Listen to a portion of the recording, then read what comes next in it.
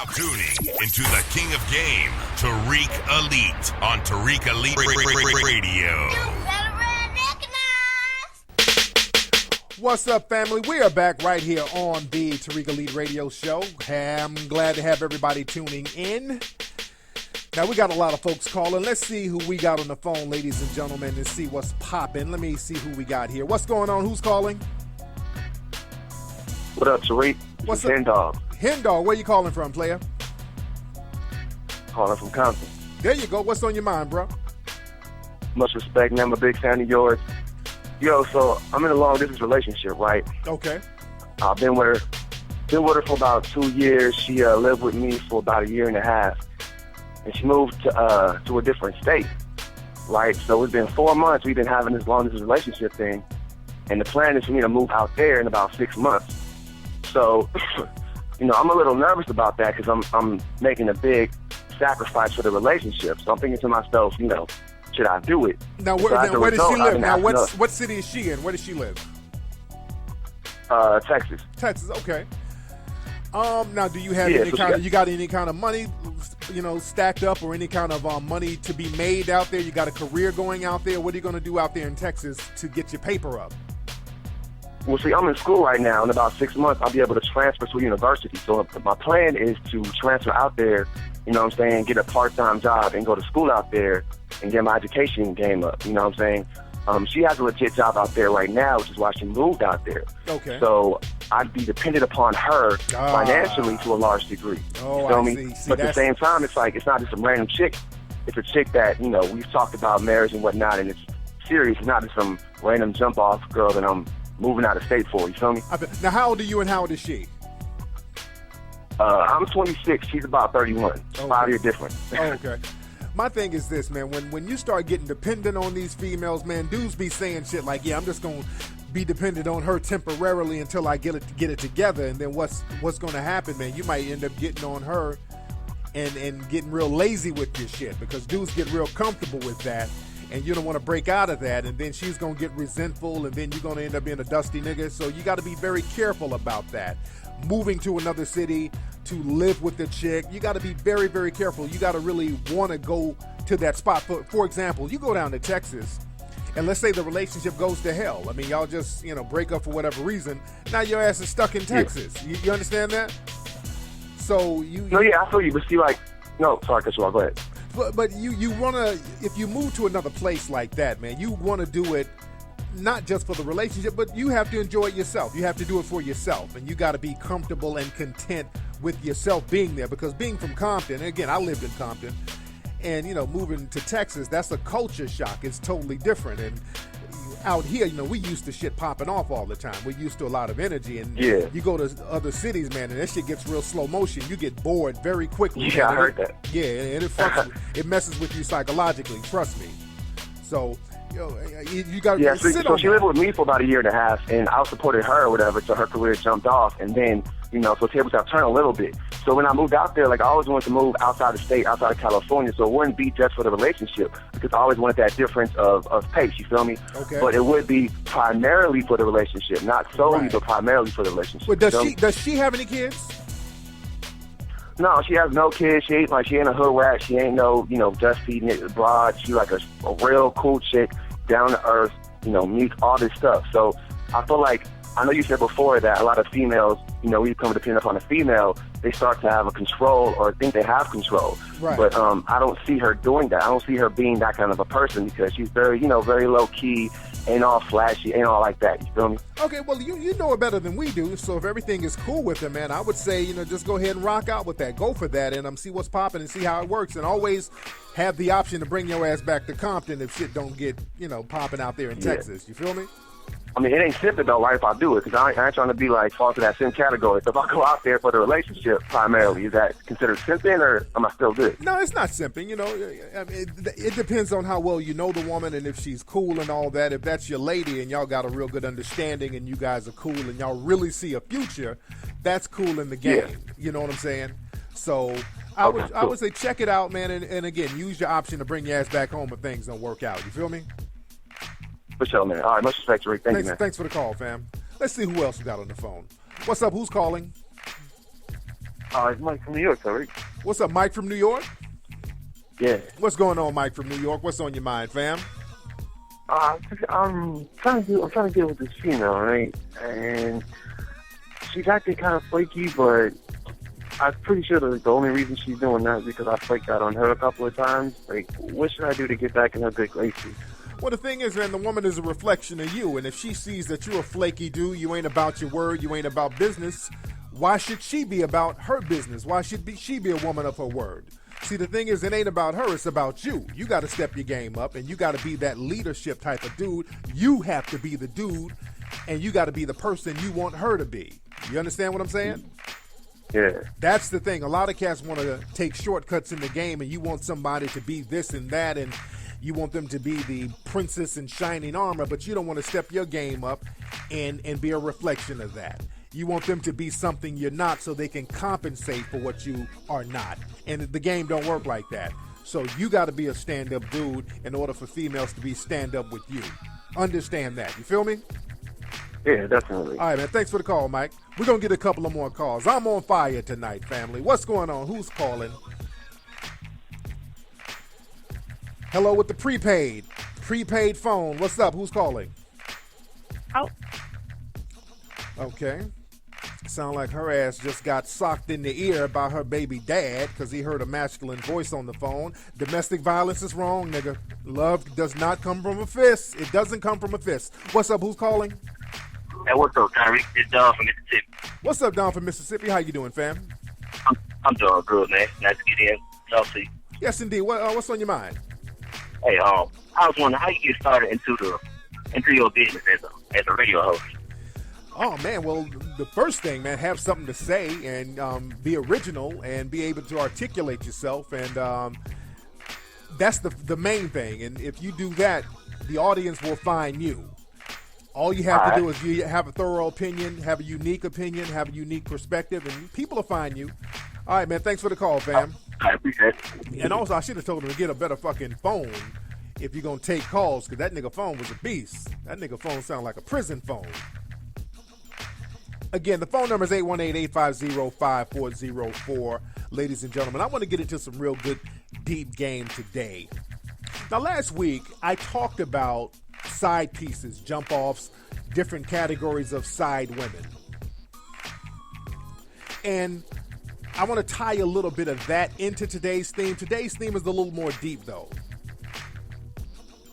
I'm going to talk about the phenomenon in this country of being a victim of a black man. That's always been a very tried and trusted phenomenon in this country. The quickest way to get sympathy from the dominant society in this country is to be a victim of a black man, or to claim that you are a victim of a black man, saying that a black male, or black people in general, but a black male in particular, saying that a black man did something to you. That's an easy way to come up in this country. Even with the knockout game, I've been talking about the knockout game for the past few weeks. People going around saying that black men are going around playing this game where they're knocking out white folks. That's a way to get sympathy. That's a way to get political clout. That's a way to get a rallying of the masses. If you want to get gentrification going on in your neighborhood, just say that black men are messing it up. You get sympathy very quickly being a victim or being a perceived victim of a black man. Saying that a black man kidnapped you. We've seen several stories in the media where people make up stories like that. People said, black man drowned my babies, black man killed my wife, and we found out that people were lying. Even in the knockout game situation, there was a white lady who said black dudes punched her in the eye, and they found out that it was her boyfriend who actually punched her in the eye, a white guy. But again, she knew about the blame the black man phenomenon, and you can be a victim of that, and you can get all types of sympathy. I talked about on Ustream, there was a case of a skateboarder down in Miami. I think it was in Miami or Fort Lauderdale, where the skateboarder was all bruised up and beat up, and he went and told the media that some black dudes jumped him and robbed him. And he got hundreds of thousands of dollars in donations. He got all types of sympathy from the people down there in Florida. But what happened? They ended up finding a surveillance tape, and what happened was he was skateboarding in a parking structure. This son of a bitch fell and bust his ass. That's how he got his injuries. So again, the victim of a black man phenomenon, people know that they can milk that. And that phenomenon is getting deep. It's always been deep, but it's getting deeper. It's a way to get sympathy very quickly. And everybody's in on it, by the way. Let's not get it twisted. There's some people in the black community who want to be in on it. A lot of the black feminists try to get in on it. They try to blame the black man for all of this stuff. But the thing is, unfortunately for them, the dominant society doesn't give them any sympathy, because the dominant society looks at them as being just as inferior, if not more inferior, than black males. That's the perception of the dominant society. So when a lot of black feminists try to play the black man did something to me, the whole victim hustle, nobody's really feeling sympathy for them. But others in the dominant society, you can quickly get sympathy for you by playing the victim of a black man game. The most recent case is a guy named Arian Foster, football player down in Texas. Now, he had a situation. He's a married guy. I think he's married to a white chick already. He's married to a white lady, and he had him another white female side piece. He had a 20-year-old white blonde chick who was his side piece. And let me say this, 2014 is going to be the year of the side piece. The side piece chicks are coming up in the game right about now. A lot of these side chicks are straight up coming up in the game. I talked about that last week.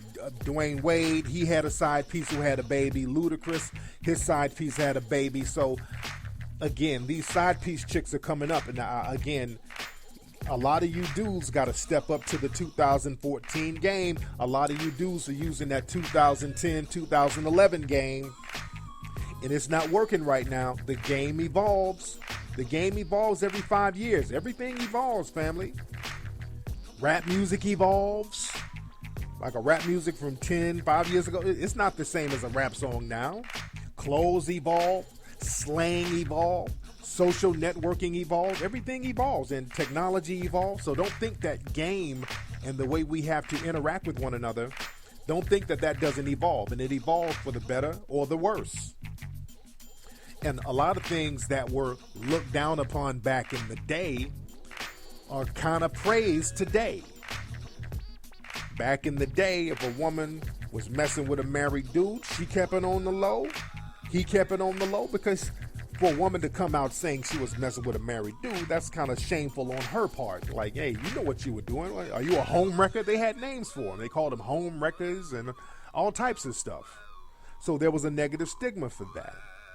But now, this day and age, you allow these women to play the victim role, especially if they're dealing with a black male. Understand, when you're dealing with a black male, that's your get out of blame free card. You can play your victim card when you're dealing with a black male. That's all. I was talking on Ustream about hustling. On Ustream this past Sunday, and I was talking about how black folks, if you hustle in the hustle world, you're not supposed to hustle with white folks. And this is not to disparage white people, but white people are snitches, especially if they do any kind of street business with a black person. You're their get out of jail free card. They're always going to snitch on you. You never hustle with white folks. You're going to be the get out of jail free card.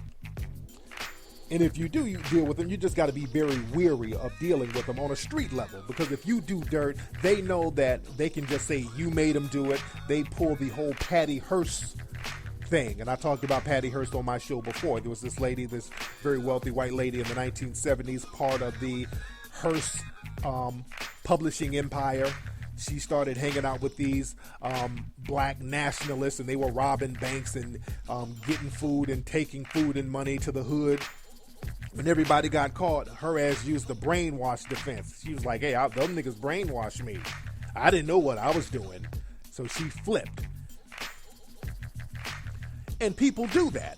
When they have the option to do something, people are going to utilize their options. That's just human nature. Good or bad, right or wrong, I'm just telling you about people's options. When they have options, They utilize the options they have. So you have to understand that. But the thing is, like I said, things that were applicable years ago, things that were looked down upon years ago, might not be applicable or might not be looked down upon now. They might be praised now. And again, back to this Arian Foster situation. He's a young African-American brother. I think he's like 27 years old. Had him a little 20-year-old white girl side piece. And he made a lot of mistakes in the game. And again, let me explain the situation. Right now, she's pregnant. She came up pregnant. She's doing interviews with the dry crying. She's doing the whole fake crying, fake tears. I mean, she should get a Golden Globe Award. And some of the language she's using, she's using those white supremacist buzzwords like, he was threatening me to get an abortion. He was harassing me to get an abortion. Meaning basically, he said, hey, we shouldn't have this baby. Why don't you get an abortion? This ain't right. I'm married. I'm married. This is going to mess up my family. This is going to mess up my career. Why don't you get an abortion? So she has flipped that to say, well, he's threatening me to get an abortion. See, those keywords, those buzzwords, keeps her in victim mode. You have to understand the game. He's harassing me to get an abortion. See, those are victim terms. See, a lot of cats think that if you get a side piece and who's a white chick, that's going to be your sanctuary. That's going to be your out. And a lot of times that's not going to be your out because a lot of the white girls are in on the take too. So you got to be very careful who you deal with on all levels. The game is different. Back in the day, you can have your white, if you're a rich black dude, you get your white girl side piece. She keep her mouth shut. Everything is cool. Again, the game is evolving now. Some of these white girls are turning coat on you. A lot of these white girls will take one for the team because people in the dominant society know, okay, they'll let her be the sacrificial lamb, but when she gets her foot in the door, we can all eat off this nigga's plate. When you're dealing with a rich brother, they'll let a white girl be the sacrificial lamb. She get her hooks in you, then the lawyers eat, her family eat, his family. I mean, everybody's going to eat off you. So you got to be very cognizant of what's going on in the game. And hopefully this brother gets it together, Arian Foster. And he made another mistake. And I won't say it's a mistake because it can go either way. And let me explain. See, when you have brothers out here who are balling, you got to be very careful of all the women you deal with because women have angles and they can get at your paper directly from certain angles. You feel me? And I'm talking about direct paper. I ain't talking about women who will fuck you and then try to get on Love and Hip Hop. That's them just trying to ride off some fumes. They're trying to build their own name off yours and then they're trying to get a parallel income off your name. See, that's the black girl hustle, by the way. That's one of the black girls' hustles. But the thing is, the angle for them to try to get directly at your paper, there's a few angles they can go at. Now, black females, when they see a brother who's balling, black females can only utilize one angle. That's the pregnancy angle. That's really the only way they can get some paper because they can't use any other angle. Unless they get married, and a lot of dudes, they got all types of prenups and all types of they got all types of prenups for that. But the black girl hustle is the pregnancy angle. That's their angle. The white girls, when they're trying to get at a balling dude, there's generally 3 different angles they can use that will be supported by a system. Well, one angle is the pregnancy hustle. That's one angle. Rarely used. A lot of white girls don't use the pregnancy hustle with brothers who are balling like that because they can utilize their other angles. And I'm talking about women who are trying to just get their come up on. I ain't talking about women who are like, okay, let me marry this guy and invest in him. No, that's different. I'm talking about women who are trying to get their little scandalous hustle on, trying to get their side piece comeuppance on. Like I said, one is the pregnancy hustle. The second one is the emotional manipulation hustle. They can say, well, I was dating such and such athlete and I thought he loved me and he emotionally manipulated me. I felt so betrayed. That's the angle that those women used on Tiger Woods. That's the angle they used on Tiger Woods, because Tiger Woods was, he had him a couple of white little side pieces, and when they found out they can get some paper, Gloria Allred came along and told them about the emotional distress hustle, and they all said, okay, I was emotionally distressed, and I think he might have had to break a little bread to keep him silent. Some of them.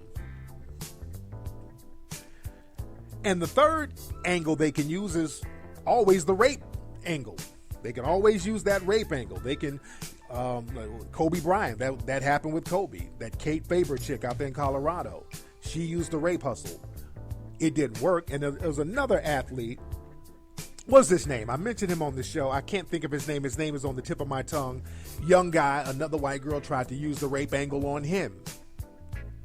But that didn't work because they had pictures together. And that's what I was going to say about Arian Foster. The thing is, with the pictures can go one way or another. And I talked about this on Instagram. A lot of times, fellas, when you have your side piece chick, you shouldn't be taking too many cupcaking pictures with them. Because a lot of them will use that and say, well, hey, look, we were in love. Look at us. We're all taking pictures together. I thought we were in love. Because they keep those pictures and they use that as leverage later on down the line. Now, it can go another way, too, because a lot of times if women are going to use the whole rape angle and you don't have pictures, you might be in another predicament. Because they can say, oh, I was walking along by myself and this nigga came and raped me. Oh, I didn't know he was a multimillionaire. And if you say, hey, well, look, I got pictures of me and her together, that destroys her argument. And that's what happened with that other football player. I can't think of this brother's name. It's on the tip of my tongue. But y'all might know who I'm talking about. Guys who are into sports. Y'all know who I'm talking about. So the thing is, you got to be very wary. You got to make a clear assessment of some of these women you're dealing with to find out what angle they could potentially utilize against you.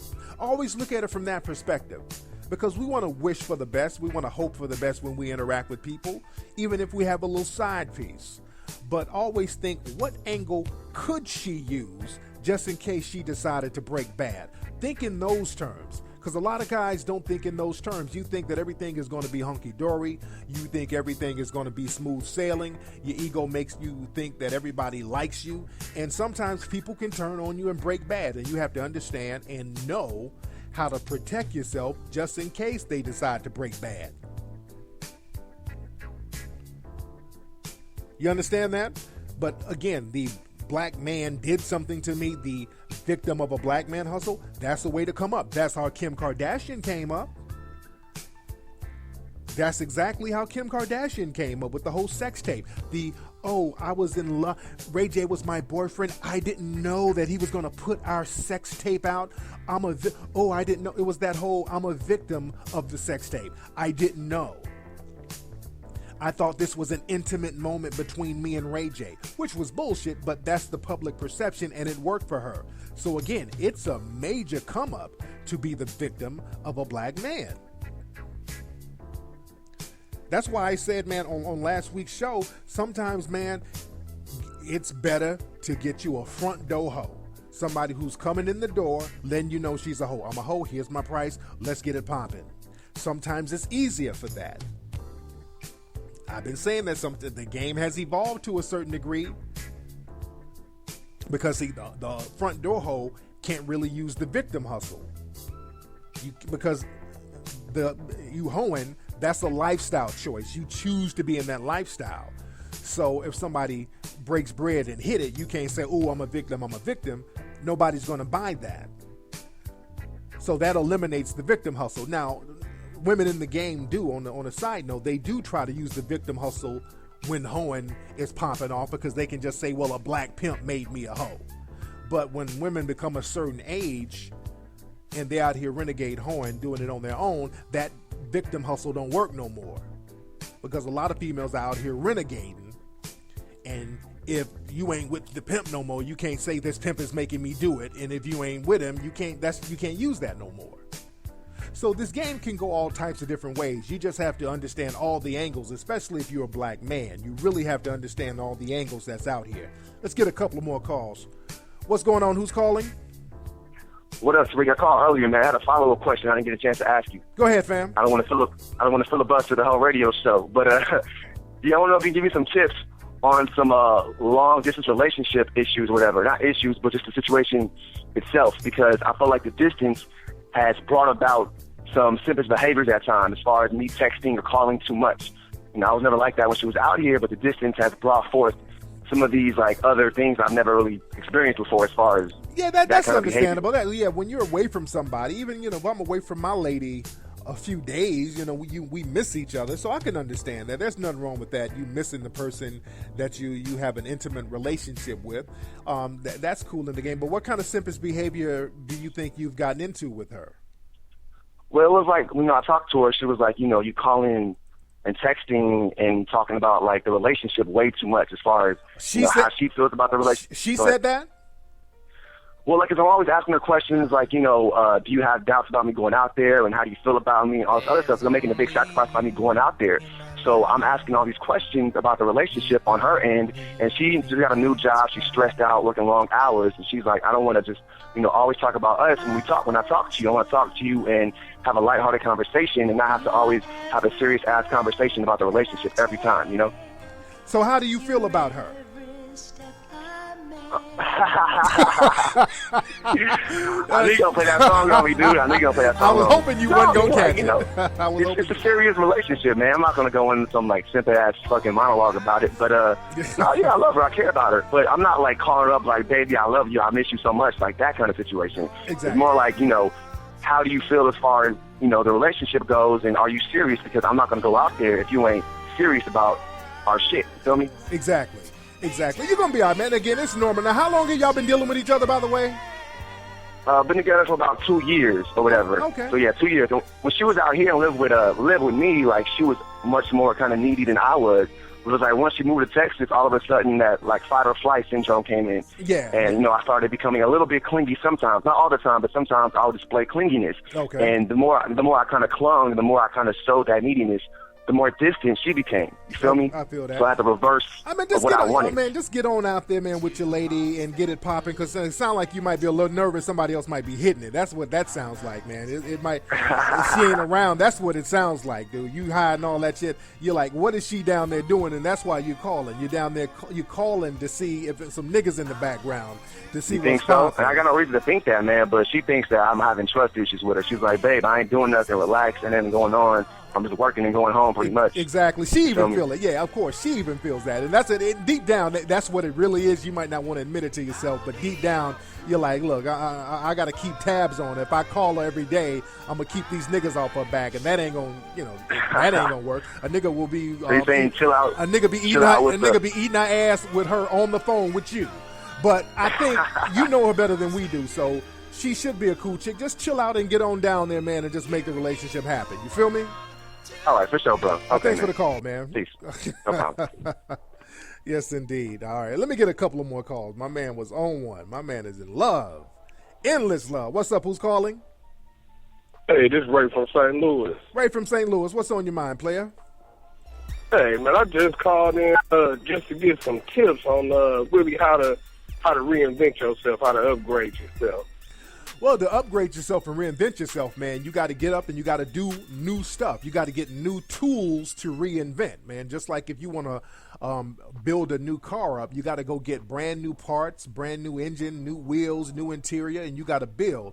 And you do that by encountering new people, going to new places, experiencing new things, and that's how you become a new person and reinvent yourself. You feel me? Yes, sir.